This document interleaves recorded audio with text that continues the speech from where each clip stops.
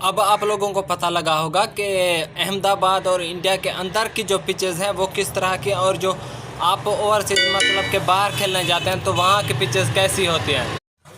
अब आप लोगों को पता लगा होगा कि हम जो मतलब आप ख़ुद के लिए जो पिचेज़ बनाते थे अपनी होम ग्राउंड या दुबई में के अंदर जो पिचेज़ बनाती थी वो आपके अंडर ही बनती थी, लेकिन ये जो पर्थ वाली है ना,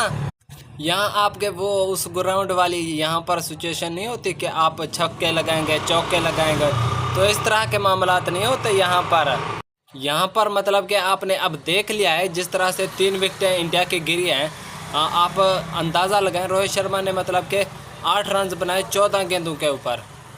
और शुभमन गिल ने मेरे ख्याल में 10 रन बनाए हैं और कोई 18 गेंदों के ऊपर। आप अंदाज़ा लगाएं विराट कोहली ने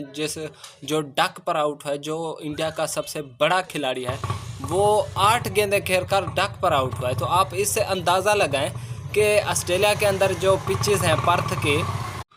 आप इनको अपने होम ग्राउंड वाले पिचेज़ ना समझें कि हम यहाँ पर आएंगे और छक्के चौके लगाएंगे 300 प्लस का टारगेट सेट करेंगे, तो इस तरह की कोई सिचुएशन नहीं होने वाली। आपने देखा है जिस तरह से इंडिया के टॉप ऑर्डर के बैट्समैन कोलैप्स कर गए हैं, आप इसी बात से अंदाज़ा लगाएं होम ग्राउंड की पिचेज़ और बाहर जाकर खेलने के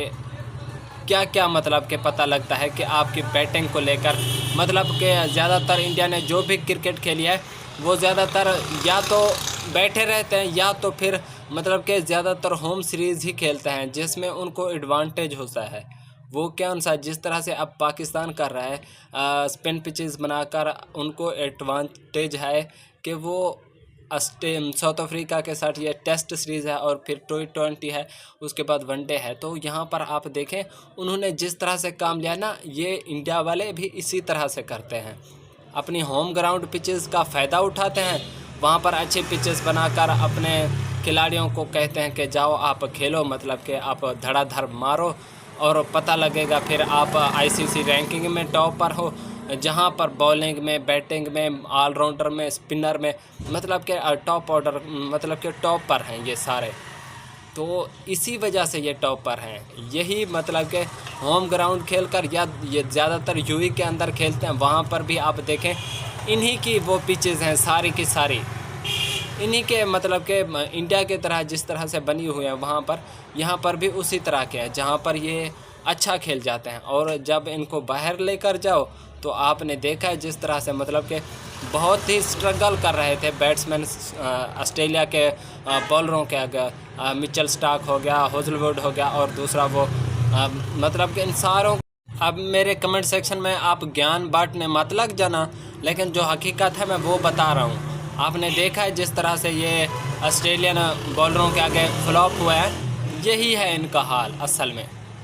बाकी ये अपने अपने मतलब की जो पिचेस बनाकर खेलते हैं वहाँ पर इनको एडवांटेज होता है, वहाँ पर अच्छी परफॉर्मेंस कर देते हैं ये। बाकी आपके बड़े खिलाड़ी हैं वो एक्सपायरी होने की डेट उनके पास आ चुके हैं, अगर आप उनको चाहें तो उनको रिटायरमेंट करके यंग जो लड़के हैं ना उनको आप मौका दें, ताकि वो अच्छा खेलकर आपको अच्छी परफॉर्मेंसेस दें।